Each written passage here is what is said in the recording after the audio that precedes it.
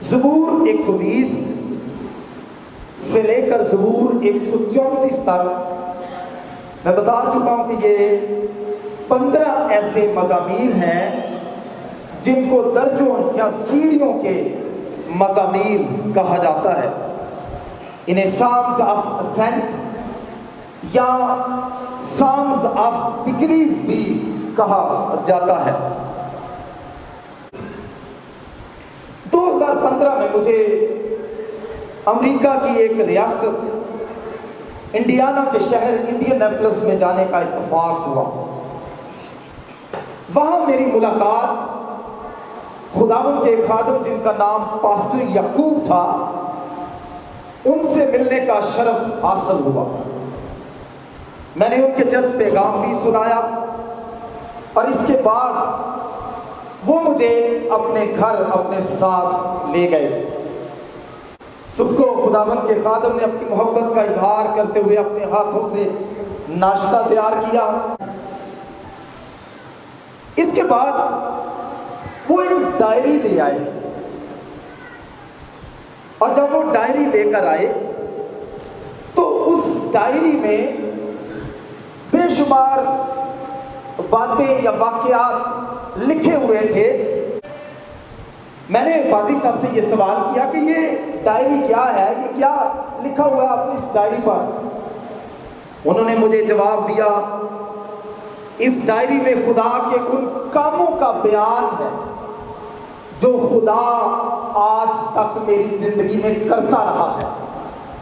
دلچسپی کی بات یہ ہے کہ انہوں نے وہ تمام کام جو خدا نے ان کی زندگی میں آج تک انجام دیے تھے، ڈیٹ کے ساتھ، تاریخ کے ساتھ، دن کے ساتھ اور وقت کے ساتھ، کہ کب انہوں نے کسی مقصد کے لیے دعا کرنا شروع کی اور کب خدا نے ان کو ان کی دعاؤں کا جواب دیا۔ بڑی ترتیب کے ساتھ ان واقعات کا تذکرہ اس ڈائری میں کیا گیا تھا۔ جب میں نے ان واقعات کو ان کی ڈیٹ اور وقت کے ساتھ دیکھا تو میں بہت حیران ہوا اور میں نے خداوند کا شکر کیا، اور انہوں نے مجھے بھی نصیحت کی کہ آپ بھی ضرور جب خداوند کے حضور کسی بات کے لیے دعا کرتے ہیں تو کوشش کریں جب خدا آپ کی دعاؤں کا جواب دیتا ہے تو آپ ان واقعات کا ریکارڈ رکھیں کہ خدا نے کب کب آپ کی زندگی میں کون کون سا کام جو ہے وہ انجام دیا۔ جو زبور آج آپ کے سامنے تلاوت کیا گیا ہے، اس میں بھی زبور نویس جو ہے کچھ ایسا ہی کرتا دکھائی دیتا ہے، گویا وہ اپنی زندگی میں ہونے والے خدا کے کام کی گواہی دیتا ہوا نظر آتا ہے۔ اور اس زبور کی پہلی آیت کے اندر اس بات کا تذکرہ پایا جاتا ہے۔ زبور نویس گواہی دیتے ہوئے کہتا ہے، میں نے مصیبت میں خداوند سے فریاد کی اور اس نے مجھے جواب دیا۔ وہ گویا خدا کے اس کام کا بیان اس زبور کے اندر کرتا ہے جو خدا نے اس کی زندگی میں کیا، اور گویا وہ اپنی شخصی گواہی جو ہے اس زبور کے ذریعے سے ایمانداروں کے سامنے رکھتے ہوئے ان کی حوصلہ افزائی کرنا چاہتا ہے کہ خدا دعاؤں کا سننے والا ہے، خدائے مستجیب ہے۔ جب ہم اپنی مشکلات میں، جب ہم اپنی پریشانیوں میں خداوند کے سامنے فریاد کرتے ہیں تو خدا ضرور ہماری سنتا ہے۔ میرے عزیزو، بہت سارے علماء اس زبور کو دعا کے لیے شکر گزاری کے ساتھ ساتھ ایک ماتمی یا نوحائی مزمور سے بھی عبارت کرتے ہیں، کیونکہ اس زبور کے شروع میں تو یہ الفاظ پائے جاتے ہیں کہ میں نے مصیبت میں خداوند سے فریاد کی اور خداوند نے مجھے جواب دیا، لیکن اس زبور کا جو باقی حصہ ہے اس میں زبور نویس جو ہے وہ خدا سے گلہ اور شکوہ کرتا ہوا دکھائی دیتا ہے۔ ایک مشکل ہے، ایک تشویش اس کو لاحق ہے، جس کا ذکر جو ہے آگے جا کر ہم دیکھیں گے کہ وہ کون سی پریشانی ہے، وہ کون سا مسئلہ اسے درپیش ہے۔ جس کے لیے وہ خدا کے حضور قلع گزاری یا ماتم اور نوحہ خدا کے حضور کرتا ہوا دکھائی دیتا ہے۔ آئیے سب سے پہلے ہم پہلی آیت پر غور کریں۔ اس زبور کی پہلی آیت میں زبور نویس کیا کہتا ہے؟ میں نے مصیبت میں خداوند سے فریاد کی اور اس نے مجھے جواب دیا۔ غور کیجئے، اس زبور کی پہلی آیت کے اندر جب وہ اس بات کا تذکرہ کرتا ہے کہ اس نے دعا مانگی اور خداوند نے اس کو جواب دیا، وہ اپنی گواہی کو دوسرے ایمانداروں کی تقویت کے لیے، حوصلہ افزائی کے لیے پیش کر رہا ہے۔ وہ یہ نہیں کہتا کہ میری بیوی نے دعا کی اور خداوند نے اس کی فریاد کو سنا۔ وہ یہ نہیں کہتا میرے بھائی نے دعا کی اور خداوند نے اس کی دعا کو سنا، میرے بیٹے نے، میری بیٹی نے دعا کی، میرے پڑوسی نے، میرے دوست نے دعا کی، یا میرے کسی جاننے والے نے دعا کی اور خداوند نے اس کی فریاد کو سنا۔ بلکہ وہ کیا کرتا ہے؟ اپنی گواہی کو بطور مثال اور نمونہ بنا کر دوسروں کے سامنے پیش کرتا ہے، اور کیا کہتا ہے؟ میں نے مصیبت میں خداوند سے فریاد کی۔ یاد رکھیں، گواہی وہی معتبر اور مؤثر ہوتی ہے جس کا تعلق آپ کی اپنی زندگی کے ساتھ ہو۔ گواہی وہی معتبر اور مؤثر ہوتی ہے جس کا تعلق آپ کی اپنی زندگی کے ساتھ ہو۔ اگر آپ کوئی چیز بیچ رہے ہوں یا آپ کسی چیز کا پرچار کر رہے ہوں اور اگر آپ اس کا شخصی تجربہ ہی نہیں رکھتے، آپ اس چیز کو کس طرح سے پروموٹ کر سکتے ہیں؟ اگر ہم اپنے خداوند کی گواہی دینا چاہتے ہیں، اگر ہم اپنے یسوع کے خادم بننا چاہتے ہیں، اگر ہم اپنی زندگیوں میں یسوع کی ذات کا، اس کے کاموں کا شخصی تجربہ ہی نہیں رکھتے، ہم نے دوسروں کو کیا بتانا ہے؟ میرے عزیزو، اس زبور کی پہلی آیت میں زبور نویس اپنی گواہی پیش کر رہا۔ میں نے، وہ کسی کی بات نہیں کرتا۔ آج ہم نے یہاں سے سیکھ کر جانا ہے کہ ہم نے اپنی گواہی کو دوسروں کے سامنے رکھنا ہے، کیونکہ جب ہم اپنی گواہی کو دوسروں کے سامنے رکھیں گے، لوگ آپ کی بات پر کان لگائیں گے، توجہ کریں گے، آپ کی بات کو سنیں گے اور آپ کی بات کو دوسروں کی بات سے زیادہ معتبر سمجھیں گے۔ زبور نویس اس زبور کی پہلی آیت کے اندر اپنی گواہی جو ہے وہ دوسروں کے سامنے پیش کرتا ہے۔ دوسری بات اس پہلی آیت سے جو ہم سیکھ سکتے ہیں، اس نے کب فریاد کی؟ مصیبت میں۔ کیا یہ الفاظ ظاہر کرتے ہیں کہ دعا صرف مصیبت میں ہی کی جانی چاہیے؟ کیونکہ زبور نویس کیا کہتے ہیں؟ میں نے مصیبت میں خداوند سے فریاد کی۔ کیا بائبل مقدس ہم کو صرف مصیبت میں دعا کرنے کا حکم دیتی ہے؟ ہرگز نہیں۔ بائبل مقدس تو یہ تعلیم دیتی ہے کہ ہر وقت اور بلا ناگا روح میں خداوند سے دعا کرتے ہیں۔ دعا کا کوئی مخصوص وقت نہیں ہے، ہر وقت دعا کا وقت ہے، ہر دن خدا کا وقت ہے، ہر مقام دعا کے لیے مختص کیا جا سکتا ہے۔ بطور ایماندار ہمیں جب بھی دعا کرنی ہے، ہمیں میرے عزیزو اس سوچ کے ساتھ دعا نہیں کرنی کہ ہمیں صرف مصیبت میں دعا کرنی ہے، بلکہ ہمیں خوشی کے اندر، ہمیں غم کے اندر، ہمیں زندگی کی ہر حالت کے اندر اور بلا ناگا جو ہے دعا کی مشق کو اپنی زندگیوں میں کیا کرنا ہے؟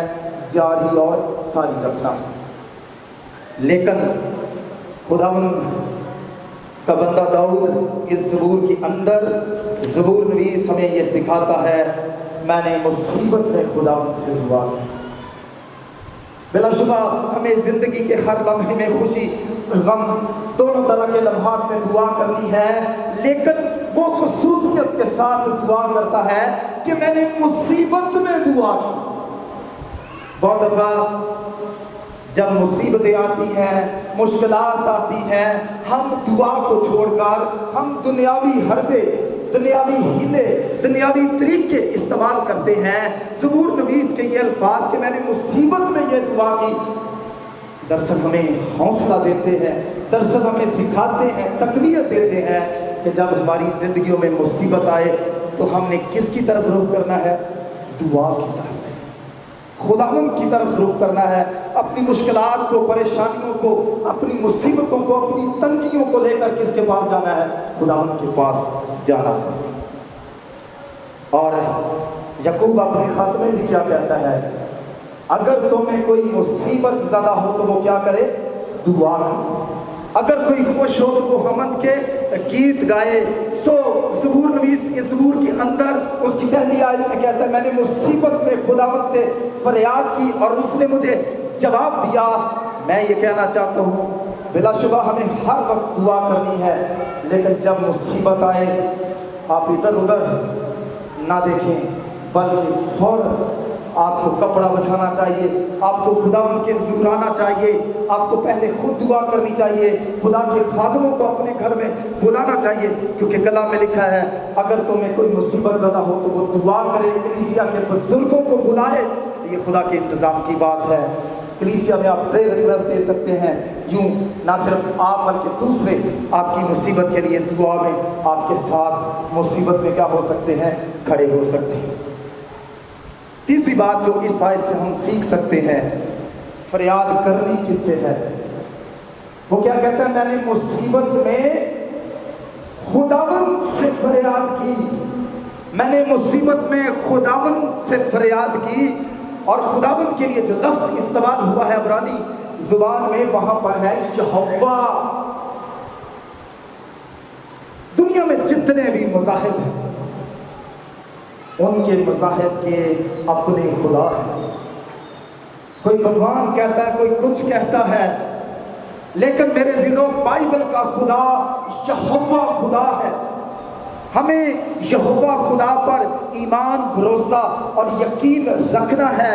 خدا کے لوگ جب جب بھی دعا کرتے رہے وہ یہوہ خدا سے مانگتے رہے۔ اس لیے اس زبور میں زبور نویس یہ بتانا چاہتا ہے کہ میں نے دعا کس سے کی؟ دعا تو سارے کرتے ہیں، ساری دنیا کے لوگ کرتے ہیں، ہر جگہ ہمیں دعا نظر آتی ہے، دعا کے مقامات نظر آتے ہیں، دعا کے اطوار اور طریقے نظر آتے ہیں، لوگ اپنے اپنے طریقے سے کرتے ہیں، لیکن وہ کس سے کرتے ہیں؟ اپنے اپنے خداوند سے کرتے ہیں۔ لیکن زبور نویس کیا کہتا ہے؟ میں نے کس سے دعا کی؟ یہوہ سے۔ ہم نے کس سے دعا کرنی ہے؟ یہوہ خدا سے دعا کرنی ہے۔ اور یہی نام یاد رکھیں، یہوہ نام نئے عہد نامے میں یسوع کو بھی دیا گیا ہے، اس لیے اس نے اسے وہ نام بخشا جو سب ناموں سے اعلیٰ ہے، تاکہ خدا باپ کے جلال کے لیے ہر ایک زبان اقرار کرے کہ یسوع مسیح خداوند ہے، یسوع مسیح خداوند ہے۔ اور وہاں پر خداوند کے لیے جو سمجھ لیں نام استعمال ہوا ہے، یونانی زبان میں تو کیریوس ہے، لیکن وہ کس کا ترجمہ کیا گیا ہے؟ یہوہ کا کیا گیا ہے۔ آج تیسرا خیال جو میں آپ کے سامنے رکھ رہا ہوں، جب آپ دعا کرتے ہیں زبور نویس کی طرح، مصیبت میں کرتے ہیں، خوشی میں کرتے ہیں، سوال یہ ہے آپ دعا کرتے کس سے ہیں؟ کسی قبر والے سے تو نہیں کرتے، کسی دیوتا سے تو نہیں مانگتے، کسی مردہ سے درخواست تو نہیں کرتے۔ میرے عزیزو بائبل مقدس کے مطابق ہمارا سچا زندہ ایک ہی خدا ہے، اور وہ یہوہ خدا ہے۔ جب کبھی ہم نے مانگنا ہے، جب کبھی ہمیں مصیبت ہو، جب کبھی ہمیں دکھ ہو، جس ہستی کے سامنے ہمیں اپنی فریاد کو لے کر آنا ہے وہ یہوہ خدا ہے۔ اور یہی نام میں نے بتایا نئے عہد نامے میں ہمارے خداوند یسوع مسیح کو دیا گیا ہے، اور کسی سے دعا نہیں مانگی۔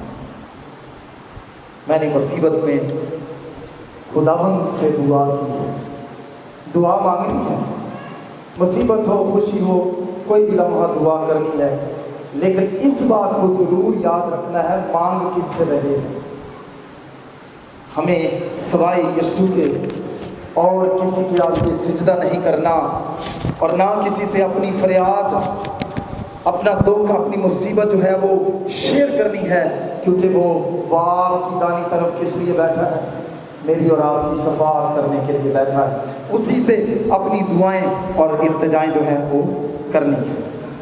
اور چوتھی بات جو ہم اس زبور کی پہلی آیت سے سیکھ سکتے ہیں، پھر وہ پہلے تو کہتا ہے میں نے مصیبت میں خداوند سے فریاد کی، یہوہ سے مانگا، اور پھر وہ گواہی دیتا ہے، اس نے مجھے جواب دیا، اس نے مجھے جواب دیا۔ اب وہ گویا گواہی دے رہا ہے۔ جب خدا سے آپ اپنی مصیبتوں میں، دکھوں میں خداوند سے فریاد کرتے ہیں، یہ بہت اچھی بات ہے، لیکن اس سے بھی اچھی بات یہ ہے کہ جب خدا آپ کی دعاؤں کا جواب آپ کو دے دے، جب خدا آپ کی فریادوں کو، آپ کی تمناؤں کو، آرزوؤں کو سن لے، تو آپ کا معتمد نظر کیا ہونا چاہیے؟ آپ دوسروں کے سامنے اس بات کی گواہی دیں۔ اس زبور کے اندر زبور نویس کیا کہتا ہے؟ میں نے مصیبت میں خداوند سے فریاد کی، اس نے مجھے جواب دیا۔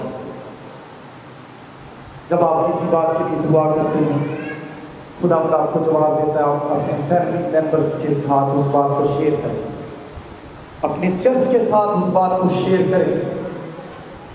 مجھے لاکھ اختلاف ہو سکتا ہے پینتیکاسٹل بہن بھائیوں سے، لیکن ایک بات میں پسند کرتا ہوں، وہ گواہی کو کافی اہمیت دیتے ہیں۔ جو اچھی بات ہے ہمیں اس کی تعریف کرنی چاہیے، اور شاید اس کی ایک وجہ یہ بھی ہے کہ بہت دفعہ تھوڑا سا شرمیلا پن پایا جاتا ہے، یا ہم گواہی کی حمایت نہیں کرتے۔ آج میں یہ خیال آپ کے سامنے رکھنا چاہتا ہوں، جب آپ کسی مسئلے سے، کسی پریشانی سے، کسی مصیبت سے دوچار ہوتے ہیں، آپ خداوند کے پاس جائیں، خداوند سے فریاد کریں، لیکن اس کے ساتھ ساتھ یہ بھی یاد رکھیں کہ جب خدا آپ کی زندگی میں کوئی کام کر دے تو پھر اس کے گواہ بن جائیں، پھر اس کی گواہی دوسروں کے سامنے دے، تاکہ دوسروں کا ایمان مضبوط ہو، تاکہ دوسرے بھی خداوند پر ایمان لائیں، دوسروں کی بھی دعائیہ عادت پڑ جائے، اور وہ بھی دعا کے کام میں کیا ہو جائیں؟ مصروف ہو جائیں۔ گویا وہ کیا کہہ رہا ہے؟ میں نے مصیبت میں خداوند سے دعا کی اور اس نے مجھے جواب دیا۔ جلدی کے ساتھ بڑھیں گے، زبور لمبا ہے تھوڑا سا، میں اختصار کے ساتھ کوشش کروں گا، مجھے احساس ہے گرمی ہے۔ یہ تو ہے تعارف اور خلاصہ پہلی آیت میں کہ میں نے مصیبت میں دعا کی، خداوند نے مجھے جواب دیا۔ اسے مسئلہ کیا تھا؟ اسے پریشانی کیا تھی؟ دوسری آیت میں وہ اب مسئلے کا بیان کرنا شروع کرتا ہے، اس کی تنگی کیا تھی، اس کی مصیبت کیا تھی؟ جھوٹے ہونٹوں اور دغاباز زبان سے اے خداوند میری جان کو چھڑا۔ جھوٹے ہونٹوں سے اور دغاباز زبان سے اے خداوند میری جان کو چھڑا۔ وہ خداوند سے فریاد کرتا ہے، اس نے خداوند سے جو فریاد کی ہے، جو مشکل اسے پریشانی تھی، وہ دغاباز زبان اور جھوٹے ہونٹوں کا اسے سامنا تھا۔ خداوند کا ایک خادم جان کیلون کہتا ہے کہ میرے نزدیک یہ زبور جو ہے، یہ زبور داؤد کا ہے۔ داؤد کو اپنی زندگی میں دوسروں کی طرف سے، بالخصوص ساؤل کی طرف سے جھوٹے الزامات کا سامنا رہا۔ اسے دوسرے لوگوں کی طرف سے 12 مرتبہ الزامات کا سامنا رہا، اور جب بنی اسرائیل قوم اسیری سے واپس آئی تو عزرا اور نہمیہ کو بھی جھوٹ کا، بتلان کا سامنا رہا۔ عربی جشم کی طرف سے، سنبلت بلاسر کی طرف سے یہ الزام لگایا گیا کہ یہ خود کو بادشاہ بنانا چاہتے ہیں، یہ بادشاہ کے خلاف بغاوت کرنے کے لیے ہیکل تعمیر کر رہے ہیں، شہر کی فصیل کو دوبارہ بنا رہے ہیں۔ جھوٹے الزامات کا سامنا خداوند کے بندہ داؤد کو بھی ہوا، نہمیہ اور عزرا کو بھی ہوا جب وہ اسیری سے واپس آئے، اور جھوٹے الزام تو میرے اور آپ کے خداوند یسوع مسیح پر بھی لگائے گئے جب اسے مصلوب کیا گیا۔ میرے دلو، جس دنیا میں ہم رہتے ہیں، ایماندار بھی جھوٹے لبوں اور دغاباز زبان کا سامنا کرتے ہیں، زبور نویس کی مشکل کیا تھی کہ اس پر جھوٹے الزامات لگائے جا رہے تھے، اسے دغاباز زبان کا سامنا تھا۔ وہ اس مسئلے اور پریشانی کو لے کر اس نے یہ نہیں سوچا چلو میں چلتا ہوں اور اس شخص کا علاج کرتا ہوں، یہ بڑے الزام لگاتا ہے مجھ پر، یہ مجھ پر بہتان باندھتا ہے، میں اس کا علاج کرتا ہوں، میں اپنے دوستوں کو لیتا ہوں اس کا ذرا علاج کرتا ہوں۔ نہیں، جب اسے جھوٹے لبوں کا سامنا ہے، دغاباز زبان کا سامنا کر رہا ہے، تو وہ کیا کرتا ہے؟ اپنی مشکل اپنی پریشانی کو لے کر کس کے پاس جاتا ہے؟ خداوند کے پاس جاتا ہے۔ میرے عزیزو، بہت دفعہ ہم اپنے مسائل، اپنی پریشانیوں کا حل اپنے طریقے سے اور خود ہی نکالنے کی کوشش کرتے ہیں، اور اس کی وجہ سے ہماری مصیبتیں کم نہیں ہوتی بلکہ ہماری مصیبتوں میں بدستور اضافہ ہوتا چلا جاتا ہے۔ آج میں جو خیال آپ کے سامنے رکھنا چاہ رہا ہوں، زبور نویس کو دغاباز زبان اور جھوٹے ہونٹوں کا سامنا ہے، اس پر الزام تراشی کی جاتی ہے، اس پر بہتان باندھے جاتے ہیں۔ دانیل، صدرک، میثق اور عبدنغو کے ساتھ بھی تو ایسا ہی ہوا، جھوٹے الزامات کی وجہ سے آگ کی بھٹی میں پھینکا گیا، شیروں کی باند میں پھینکا گیا، اور بے شمار الزامات ان پر لگائے گئے۔ لیکن زبور نویس کا رد عمل کیا ہے؟ وہ کہتا ہے جھوٹے ہونٹ اور دغاباز زبان سے آئے خداوند میری جان کو چھڑا، گویا اپنے معاملے کو خداوند کے سامنے رکھا۔ آج میں جو خیال آپ کے سامنے رکھنا چاہتا ہوں، دوسرا وہ یہ ہے، ہمیں اپنی پریشانیوں میں، مشکلات میں جھوٹے الزامات اگر آپ پر لگائے جاتے ہیں، آپ کے خلاف بہتان باندھے جاتے ہیں، الزام تراشی کی جاتی ہے، آپ اپنے دکھ، اپنی تنگی، اپنی مصیبت کو لے کر خود ہی اس کا کوئی حل تلاش کرنے کی کوشش نہ کریں، بلکہ اپنے خداوند کے سامنے اس معاملے کو رکھ دیں۔ اپنا پار یہوہ تے سٹ، آپیو سنبھالے تے سچے نو ہمیشہ تکر کدی نہ تلکن دے۔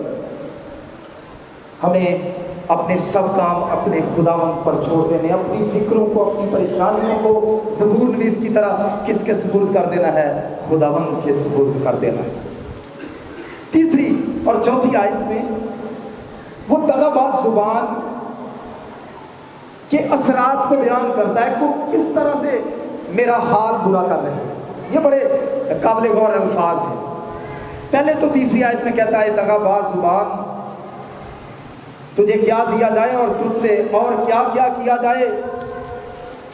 وہ کہتا ہے زبان کی وجہ سے زبردست کے تیز تیر اور جو کے انگاروں کے ساتھ، وہ کہتا ہے کہ دغاباز زبان اور جھوٹے ہونٹ جو ہے مجھ پر ایسے وار کر رہے ہیں گویا جیسے تیز تیر نہیں جنگ کے دنوں میں وار کرتے اور جو کے انگارے وار کرتے ہیں۔ یہ دو جنگی اصطلاحات جو ہیں یا استارے جو ہیں زبور میں استعمال کیے گئے ہیں۔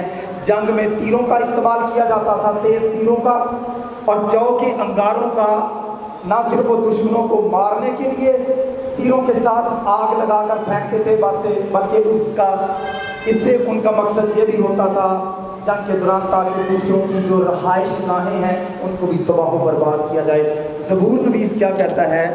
جھوٹے ہونٹ اور دغاباز زبان مجھے ایسے ہی برباد کر رہی ہے جیسے تیز تیر اور جو کے انگارے۔ جو کی آگ جو تھی وہ دیر تک جلتی رہتی تھی، اس لیے وہ جو کی آگ کی طرف زبان کا اشارہ کرتا ہے۔ میرے عزیزو، اس زبور کے اندر زبور نویس کو جس مشکل پریشانی کا سامنا ہے، وہ جھوٹے الزامات، دغابازی کا سامنا ہے، وہ اس پریشانی اور مشکل کو لے کر خداوند کے سامنے آتا ہے۔ وہ کہتا ہے مجھے ایسے ہی زبان کی طرف سے تشویش ہے جیسے زبردست کے تیر اور جو کے انگاروں سے تشویش ہوتی ہے۔ اب وہ بتاتا ہے کہ مجھ پر افسوس، میں میثق میں بستا ہوں اور کیدار کے خیموں میں رہتا ہوں، صلح کے دشمن کے ساتھ رہتے ہوئے مجھے مدت ہو گئی۔ اس زبور کے اندر وہ بتاتا ہے کہ وہ کہاں پر قیام پذیر ہے، ایسا لگتا ہے کہ وہ خدا کے گھر سے دور ہے، خدا کے لوگوں کے سے بہت دور ہے۔ جس جگہ پہ وہ رہتا ہے وہ غیر قوم لوگ ہیں، ان کو نہ صلح کی فکر ہے، نہ سچی بات کہنے پہ وہ آمادہ ہوتے ہیں، وہ جھوٹ اور بتلان کی پیروی کرنے والے لوگ ہیں۔ میسک جو ہے یہ ترکی میں واقع ہے، اور کیدار جو ہے یہ صحرائے عرب کے اندر واقع ہے۔ ایک شخص دونوں مقامات پر نہیں ہو سکتا، لیکن وہ دراصل شاعری کی زبان میں یہ بتانا چاہتا ہے کہ جن لوگوں کے درمیان یا غیر اقوام کے درمیان پڑتا ہے، نہ تو وہ سچ بولنے والے لوگ ہیں اور نہ وہ صلح جو لوگ ہیں۔ خدا کے لوگ جس دنیا میں رہتے ہیں، میرے دلوں بہت دفعہ ہم ایسے لوگوں کے درمیان رہتے ہیں جو نہ خدا کو مانتے ہیں اور نہ سچائی پر چلنے والے لوگ ہوتے ہیں، لیکن ہم اس دنیا میں یاد رکھیں پردیسی اور مسافر ہیں۔ یہ زبور ہمیں حوصلہ دیتا ہے کہ جب بھی ہمیں دغاباز زبان کا سامنا ہو، جھوٹے لبوں کا سامنا ہو، ہمیں خود سے اپنے مسائل کا حل نہیں کرنا، بلکہ اپنے مسائل، اپنی پریشانیوں کو لے کر خداوند کے سامنے آنا ہے، تو خداوند ضرور ہماری پریشانیوں اور مشکلات کو دور کرے گا۔ اس زبور کی پہلی آیت ہمیں پریشان نہیں کرتی بلکہ حوصلہ دیتی ہے۔ میں نے مصیبت میں خداوند سے دعا کی اور خداوند نے مجھے جواب دیا۔ خواہ دغاباز زبان ہو، چھوٹے ہونٹ ہوں، یا صلح کے دشمن ہوں جن کے درمیان ہم بستے ہوں، کیسے بھی حالات ہوں، کیسے بھی لوگ ہوں، لیکن ہم نے دعا کی مشق کو جاری رکھنا ہے، اپنے مسائل کو خداوند کے سامنے رکھنا ہے۔ خداوند ضرور ہماری مشکلات اور پریشانیوں کو دور کرے گا۔ ایک مثال کے ساتھ اپنے پیغام کو ختم کروں۔ 2018 میں جب میں امریکہ پڑھنے کے لیے گیا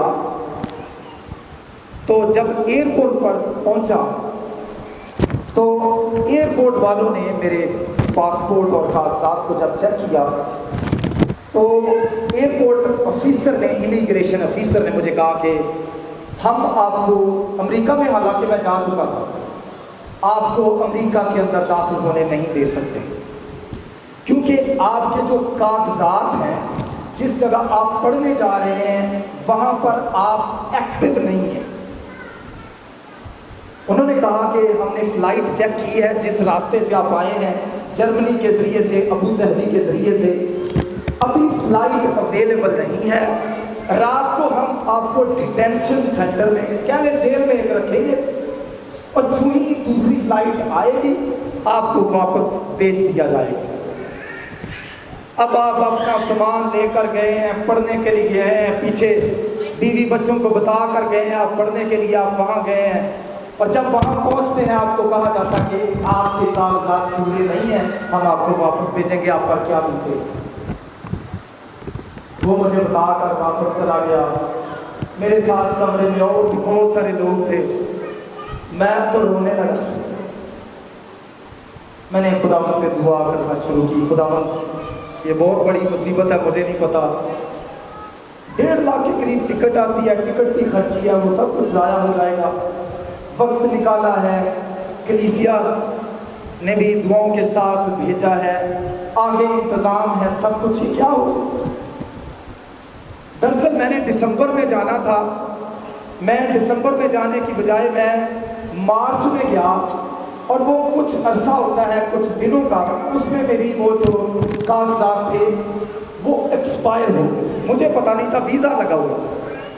اب میں نے دعا کرنا شروع کی، میں دعا کرتا رہا، خداوند کوئی راستہ نکال، خداوند کوئی راستہ نکال، میں واپس نہیں جانا چاہتا، اب میں آیا ہوں تو میں پڑھنا چاہتا ہوں، یہ میری بدنامی ہوگی کہ مجھے اگر واپس بھیجا جاتا ہے، پھر پتہ نہیں مجھے مستقبل میں کبھی واپس آنے بھی دیا جائے گا یا نہیں۔ میں دعا کرتا رہا خداوند سے، وقت گزرتا رہا، کبھی کوئی افسر آ رہا ہے مجھ سے بات چیت کر رہا ہے، کبھی کوئی افسر آ رہا ہے مجھ سے بات چیت کر رہا ہے، دعا کرتا رہا۔ دعا کرنے کے بعد میں نے ایک افسر جو بڑا افسر تھا میرے پاس آیا اور اس نے کہا کہ یہ فیصلہ ہے جو آپ کو بتا دیا گیا ہے۔ میں نے کہا اس کا کوئی حل نہیں نکل سکتا۔ اس نے کہا آپ بتائیں کیا حل نکل سکتا ہے؟ میں نے کہا آپ میری سیمنری کو فون کریں جس نے مجھے بلایا ہے، وہاں پوچھیں کہ کیا میں اسٹوڈنٹ ہوں یا نہیں ہوں۔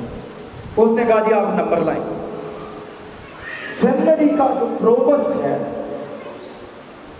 उसको कॉल करते हैं, प्रेसिडेंट को, प्रिंसिपल को कॉल करते हैं, नंबर दिया, उस अफसर ने उससे बात की, उसने कहा मेरी उनके साथ बात हो गई है, पता नहीं कितनी देर बाहर बात की, मुझे नहीं बताया उनके साथ बात हो गई है। थोड़ी देर के बाद वो आया, 3 घंटे लग चुके थे इस सारे मरहले में।